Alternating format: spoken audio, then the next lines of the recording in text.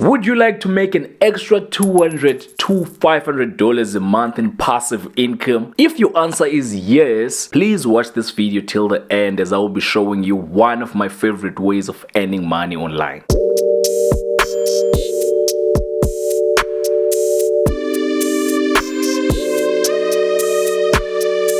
Hey, welcome. My name is September Digital, and in this channel I talk about content creation and online business. Now let's get to the topic of the video. First, let me tell you why I love this income stream. You only have to create the product once and you can sell it to unlimited individuals. Number two, you get to make money while you sleep. All you need is a skill that can be beneficial for someone to learn and you're ready to start. This is a fast growing industry that's currently worth $250 billion with a B. Now let's talk about how you too can get started and create your first online course. Step number one will be researching and validating your topic or course idea. This is important because we don't want you spending a lot of hours creating a product that people don't want. So we're going to use tools like Google Keyword Planner or Udemy Marketplace Insights. This will give you an idea of how much demand there is for your course topic. And then when we're done validating the topic, we move on to step number two. We have to outline the course, which means we will be creating a Word document or Notion board planner or a Google Sheet to plan our lectures. Here we have to make sure we structure lectures properly. So the whole purpose with outlining is making sure that you're taking your student from A to B, from complete beginner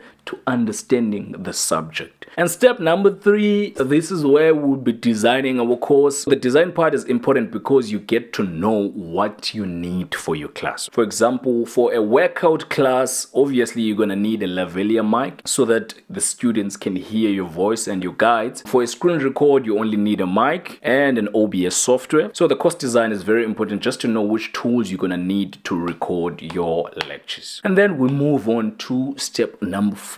This is where we start recording your lectures. Okay, for this you only need your smartphone. For students, smartphones these days can do wonders. A lavalier mic, I will recommend the Boya $20 lavalier mic. You can get it on Amazon or Takealot, or a dynamic mic like the one I'm using, which is a Samson 9QU. Dynamic mics are great because they are good at eliminating background noise. You want to invest in some lights. Even a smartphone size video light can do the job, but if you don't have a budget to invest in light, you can simply use your natural light. Okay, simply set up your phone or camera right in front of your window and use the natural light to light the subject, which is you in this case. You want to make sure that you have your scripts, whatever you're going to need to record the classes. Make sure you are prepared enough, and please don't try to go through everything in one day. If you can only handle recording 2 lectures a day, make sure you do that, because if you get tired while you're recording, your students can hear or notice that. And then when you're done recording, obviously it's time to move on to editing. For editing, I recommend DaVinci Resolve. Here you will be able to remove errors or arms you made during recording. And when you're done editing your lectures, it's time to record that one video that will get people inside your course, which is your promo